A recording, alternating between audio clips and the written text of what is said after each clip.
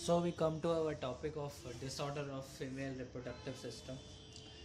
In this topic, we will discuss the common problem associated with this female reproductive system, that is from amenorrhea to hirsutism, and then to the infertility. So we will discuss all the major problem of the disorders in the female reproductive system. First of all, a basic lineup of the hormones that plays important role in the female reproductive system and the fertility, that should be understood. First control starts from the hypothalamus, then to the pituitary gland, and then to the ovary, and then there is a negative feedback. Now, the hypothalamus that secretes the gonadotropin releasing hormone that stimulates the follicle stimulating hormone and the luteinizing hormone of the pituitary gland. Now, this hormone secretion causes the stimulation of the ovary follicle development. So, ovary in itself secretes the estrogen and the progesterone that have a negative feedback on these two hormones as well as on this. Ovary also releases inhibin A and B that also have the negative feedback impact on LH, FSH and GnRH. So this all lead to the ovulation at about day 14 of a 28-day menstrual cycle. Okay, so this is a basic lineup of the hormones important in the female reproductive system. Okay, so we come to the disorder. The first disorder that we will deal is the amenorrhea. What is amenorrhea? Amenorrhea is the absence of the menstrual period. It can be of two types. It can be primary or secondary. In primary, there is no history of any menstrual period in the past. So the menstrual period never occurred by the age of 16 years in the absence of any hormonal treatment, because hormonal treatment can suppress the menstrual period also. So in that case, this is important that in the absence of menstrual hormonal treatment, the menstrual period never occurred. Okay, now secondary, the secondary amenorrhea means that the menstrual period are absent for greater than 3 to 6 months in a woman with previous history of menstrual cycle. Okay, previous history of periodic menses. Now, oligomenorrhea is a term in which the cycle length is greater than 35 days, or there is less than 10 menses per year. Okay. Now, dysfunctional uterine bleeding, DUB. DUB is the frequent or heavy irregular bleeding if their anatomical uterine lesion or a bleeding diastasis has been excluded. So the frequent or heavy irregular bleed after the exclusion of any anatomical lesion or any bleeding diastasis is known as the DUB. Okay. Now, how to approach a patient that came with amenorrhea. Now, in the amenorrhea, first you have to classify it into primary and secondary. Suppose if it is a primary one, then first rule out that there should not be any anatomical abnormality.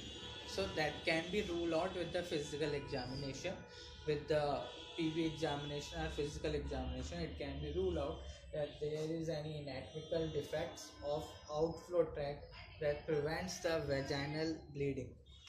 Example: absence of vagina, uterus, imperforate hymen, transverse vaginal septa, or cervical stenosis. Now, if secondary, then rule out the pregnancy, and if it is on a UPT negative, then you have to go with the some. Then there is, so in the approach, if it is a secondary amenorrhea, then you have to first rule out pregnancy, because pregnancy is the most common cause of the amenorrhea. So if UPT is negative, then there are three possibilities. After ruling out any anatomical defect and after ruling out pregnancy, there comes three possibilities. Either there is a less secretion of GnRH, okay. GnRH are the pituitary, okay. Either there is some central role, or either there is a ovarian defect. So based on this, it can be hypogonadotrophic, hypogonadism. Hypogonadotrophic means that GnRH secretion is low, and that lead to a hypogonad state. Okay. Now, second is that there is hypergonadotrophic state, but there is hypogonad. Means there is ovary is not functioning properly. So these are the two possibilities. And third possibility is of the hyperandrogenism. Okay. Hyperandrogenism means that the androgen hormones are more, so that also causes the abnormality of the menstrual cycle. So third possibility is that if there is some male like hair pattern, acne, and increased testosterone, then this increases the possibility of PCOS, polycystic ovarian syndrome, adult onset congenital adrenal hyperplasia, and adrenal tumor and the ovarian tumor. So I will discuss these three approaches in the coming session. But right now, after ruling out these two things, anatomical defect and the pregnancy, there comes the only three possibility in which you have to focus in a case of amenorrhea. So in continuation with the approach in a case of amenorrhea, first after ruling out the anatomical, vaginal and uterine lesion and pregnancy, how you will rule out?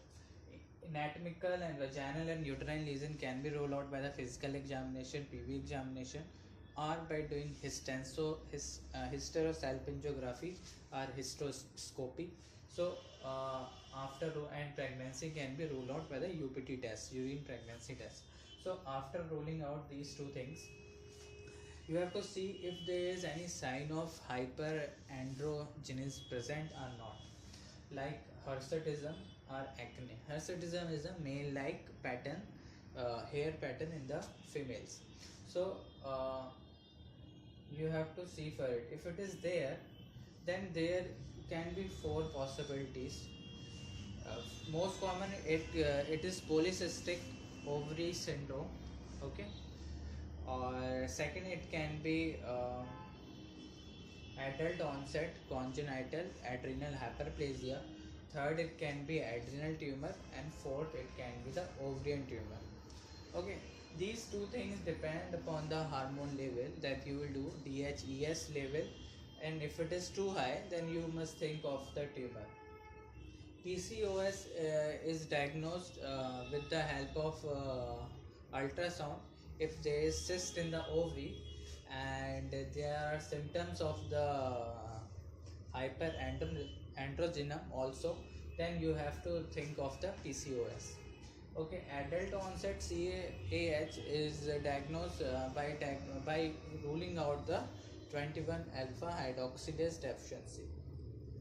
So and this can be ruled out with the ultrasound also, and this can with the CT also, with the CT. So whenever in doubt, you have to use the imaging investigation to rule out these things. Now if there is no such sign, okay, then you have to proceed with the follicle stimulating hormone level. You have to go for the serum FSH.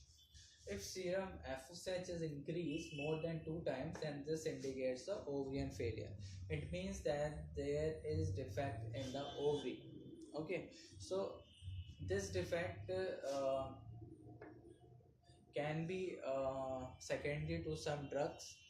Okay, so you have to search for the cause of the ovarian failure also.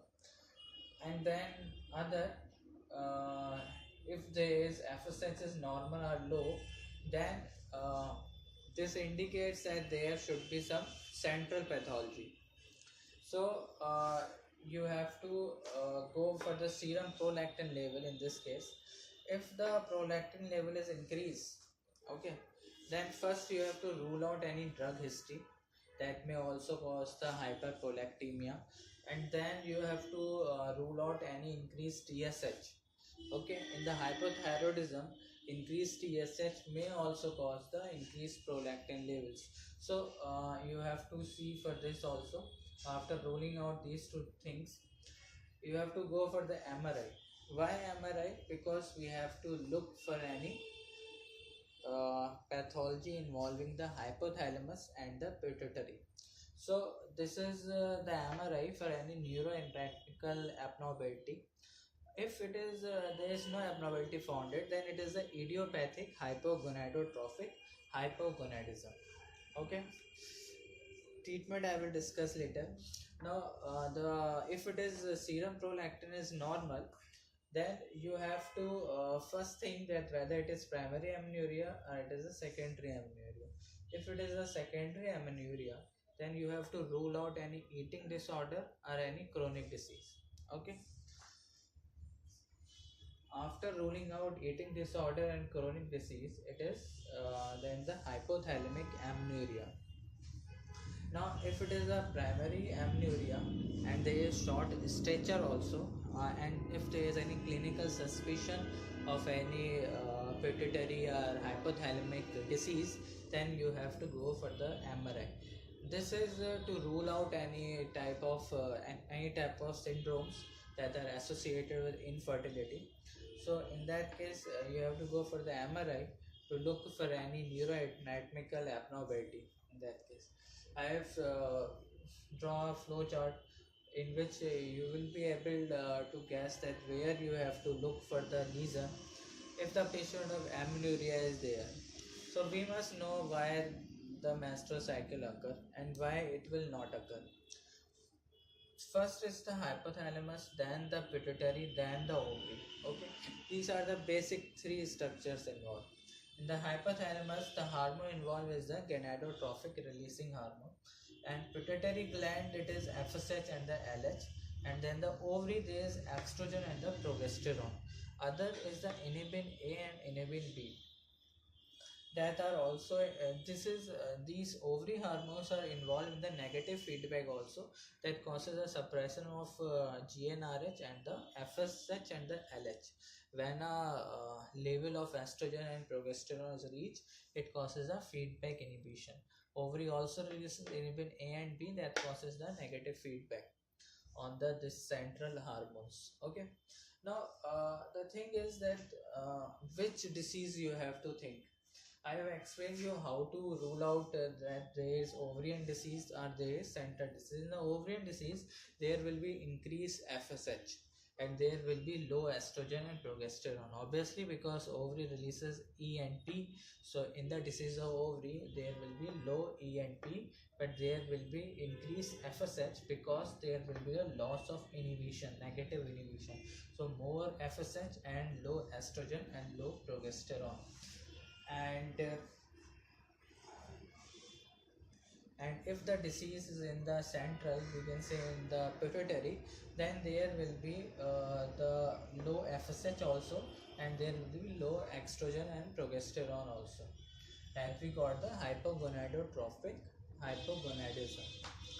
So this can be hypothalamic disease in which there can be tumor or any infiltration that may cause the decreased release of GnRH, that will be ruled out with the help of MRI. In third pituitary also there can be any tumor or there can be any infiltration in the pituitary that also cause this low production of FSH and LH that can cause the amenorrhea, and then we will rule out with the MRI. Now in the ovary, if there can be ovarian failure, that we will rule out by having the serum FSH. If serum FSH is normal, then ovarian failure is ruled out. Now and fourth is the hyperandrogenism.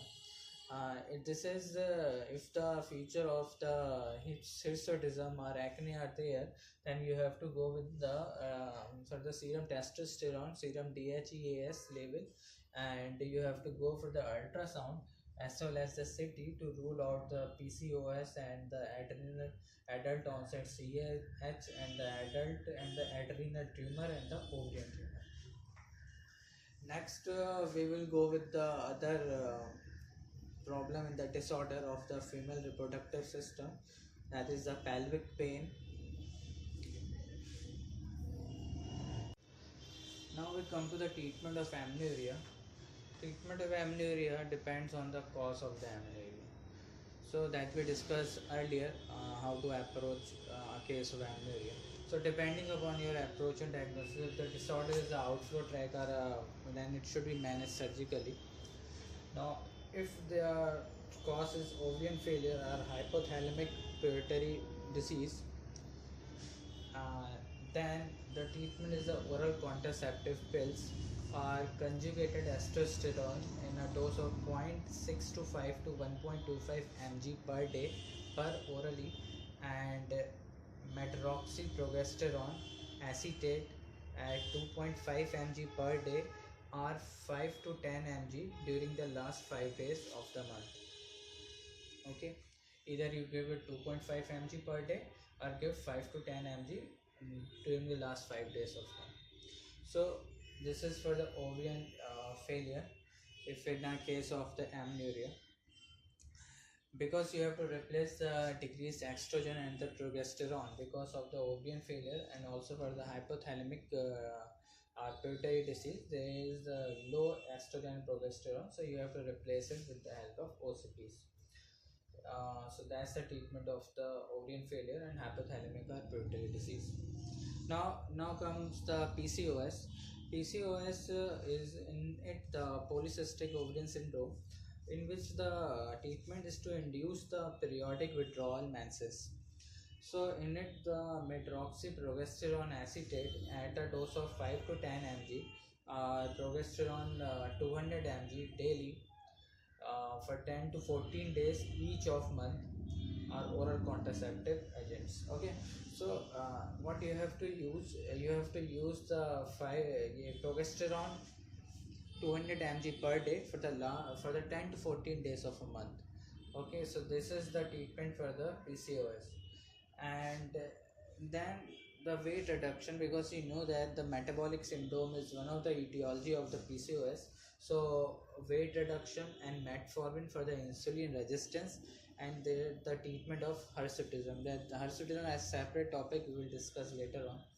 So this was altogether the treatment of amenorrhea. Now we come to another problem in the female reproductive system. That's the pelvic pain, the most common, one of the most common symptoms presenting to the OPD. Now, first you have to differentiate whether it is a cyclic pelvic pain or non-cyclic. Cyclic pelvic pain, it means it has an association with the menstrual cycle.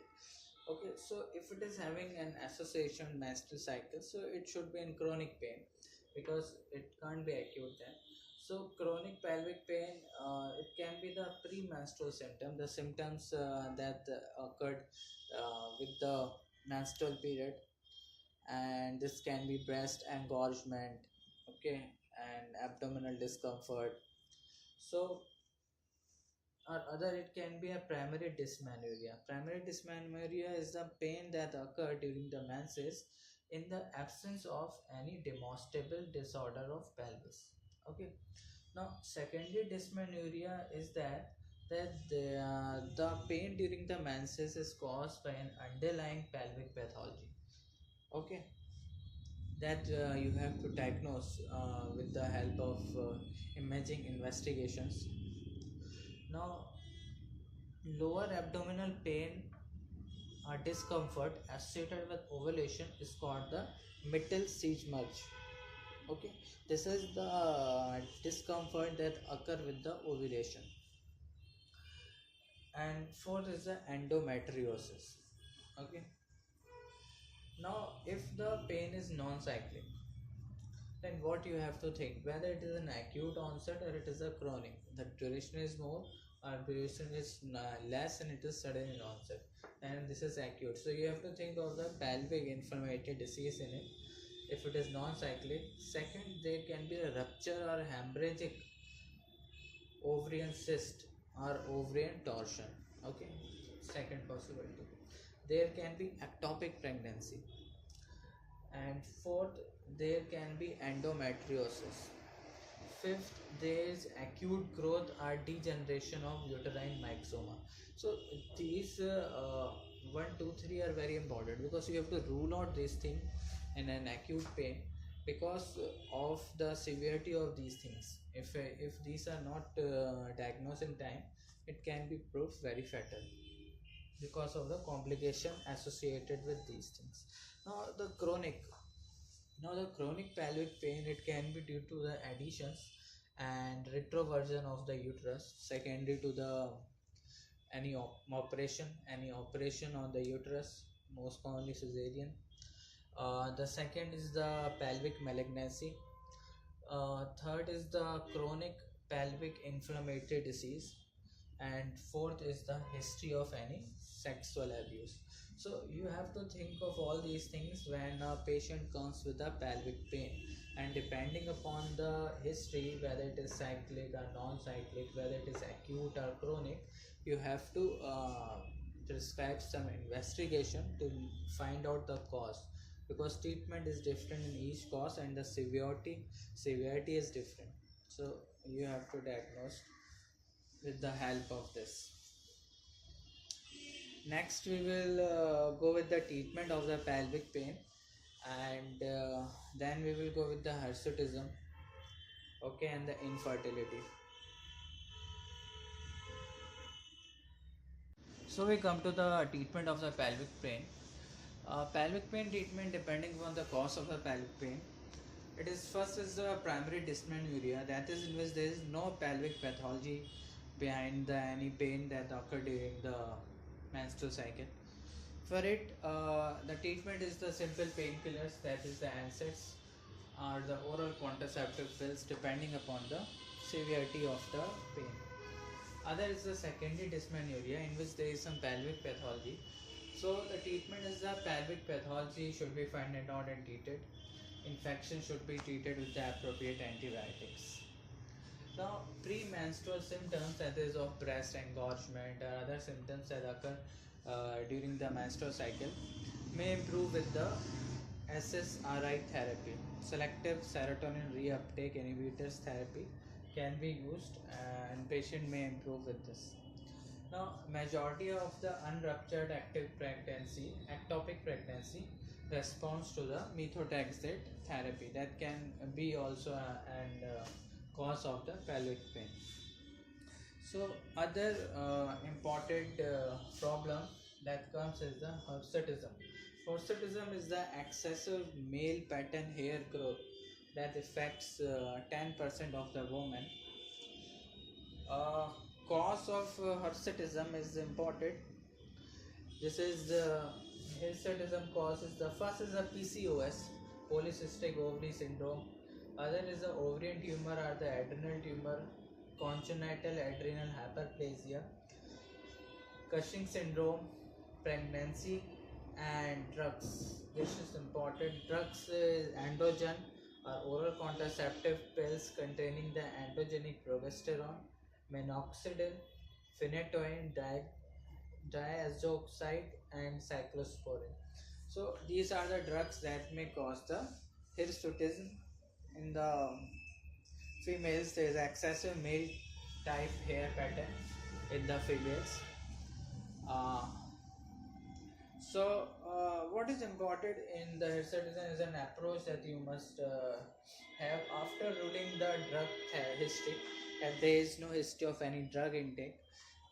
The four options that is very pretty clear is the PCOS, ovarian tumor, or adrenal tumor, or adult onset congenital adrenal hyperplasia. Other can be Cushing syndrome also. We will our further steps will be to rule out each of these four diseases. First, in the lab investigation that we need for it is the total testosterone level, DHEAS level, dihydroxyepiandrosterone level, and luteinizing hormone level, and follicular stimulating hormone levels. Okay. Now, after having all these blood tests, if the patient is having virilization, there is rapidly progressive virilization. Virilization means there is deepening of voice, there is breast atrophy, there is increased muscle mass, there is clitoromegaly, or there is increased libido. Now, and plus there is marked elevation of the serum DHEA and serum total testosterone. Serum DHEA more than 700 mg per dl and total testosterone more than 200 mg per dl. So this indicates that there is some adrenal or ovarian tumor. Okay, so this should be evaluated. Now other comes the PCOS. PCOS in which there is increased LH and FSH ratio, and there is ultrasonographic evidence of cyst in the OT that correspond to the PCOS. Now, one more thing is important, that how to differentiate between an ovarian or an adrenal tumor.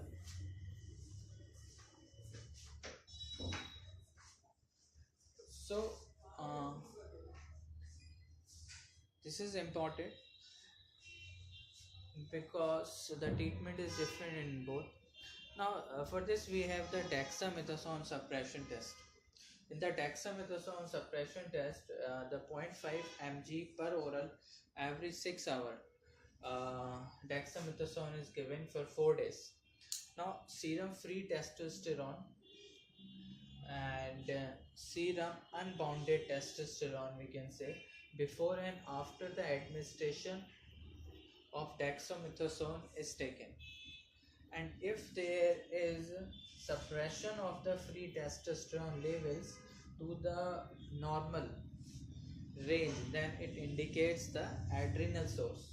And if there is incomplete suppression, that is there is some suppression but not up to the normal range of the testosterone, then this indicates that there is the ovarian source, there is ovarian tumor. Then now other is we have to differentiate the adult onset congenital adrenal hyperplasia, in which the 17 hydroxyprogesterone levels is to be checked out. So its level less than 0.2 mg per dl, either in the morning during the follicular phase or 60 minutes after the 250 mg of the cosentropin, that is the synthetic ACTH.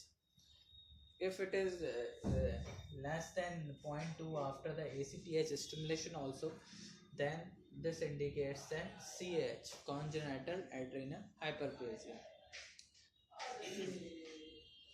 Other things that you have to rule out is the Cushing syndrome also, that I have not discussed here. And apart from it, now we will go with the treatment of the hirsutism.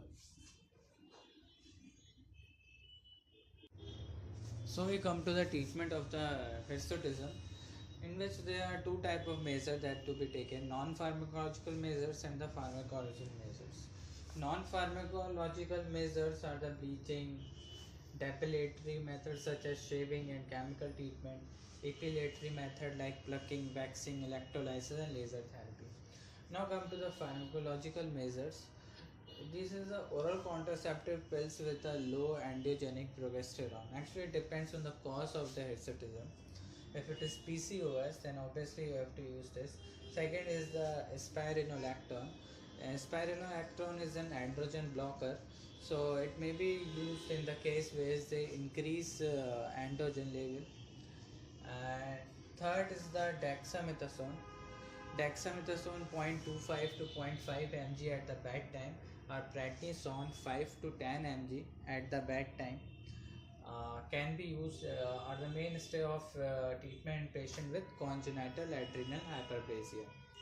Now, last thing is the pharmacological therapies take at least 6 months for the action. So it should be used in conjugation with the non-pharmacological measures.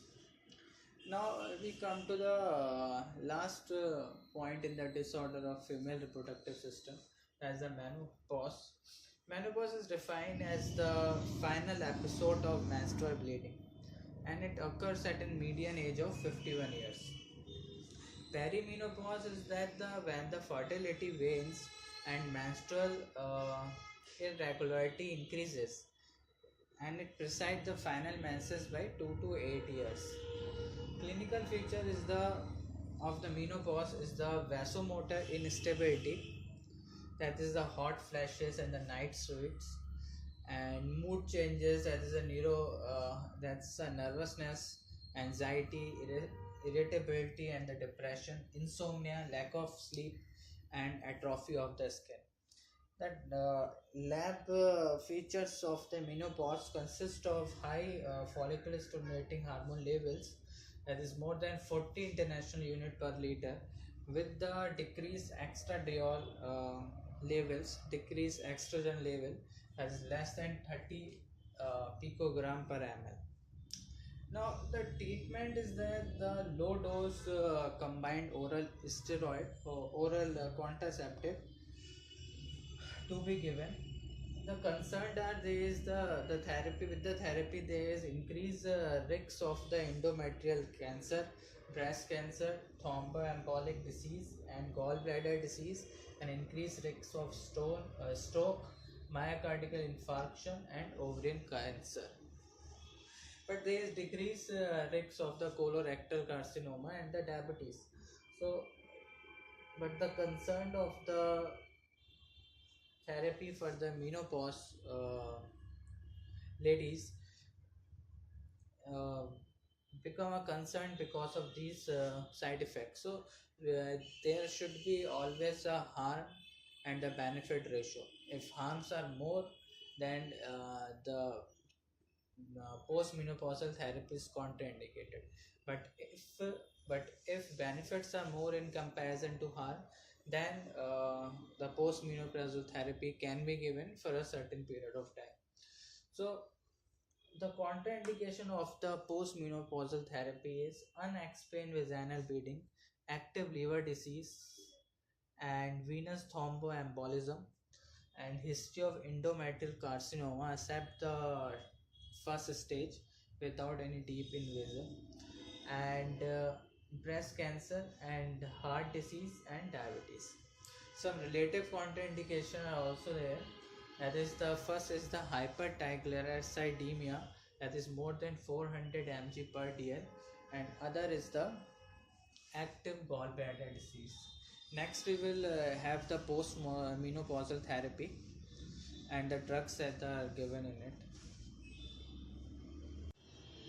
So, the post-menopausal therapy. This therapy can be given long-term or short-term therapy depending upon the severity and if there is any contraindication there or not. So short-term therapy can be given if there is no contraindication, but concern comes when there is long-term therapy. You have to be very cautious while giving any long-term postmenopausal therapy because of the side effects of the postmenopausal therapy we discussed earlier. So the caution must be there. In some cases there is contraindication, so it should not be there. Short-term therapy may be beneficial in controlling symptoms as long as no contraindication exists. Long-term therapy for more than 5 years should be undertaken only after careful consideration. If you think that the symptoms are very more, then the benefit is more, harm is less, then only it should be given. If there is any contraindication, this postmenopausal therapy PMT should not be given. Now, conjugated estrogen at a dose of 0.6 to 5 mg per day orally, or micronized estradiol 1 mg per day, or transdermal estradiol patches 0.05 to 1 mg once or twice a week. Okay, this can be given. And women with intact uterus should be given estrogen in combination with the progestin, that is to reduce the side effect of the unopposed estrogen seen, that is the endometrial carcinoma. So this is the medroxyprogesterone that is given either cyclically 5 to 10 mg per day orally for days 15 to 25 each month, or it is given continuously 2.5 mg per day for each day. And this is to avoid the increased risks of endometrial carcinoma seen when only estrogen is given. Okay, so these are the consideration when the long-term therapy is to be taken. So that was all about the postmenopausal therapy and the menopause and the disorder of the female reproductive system. Thank you.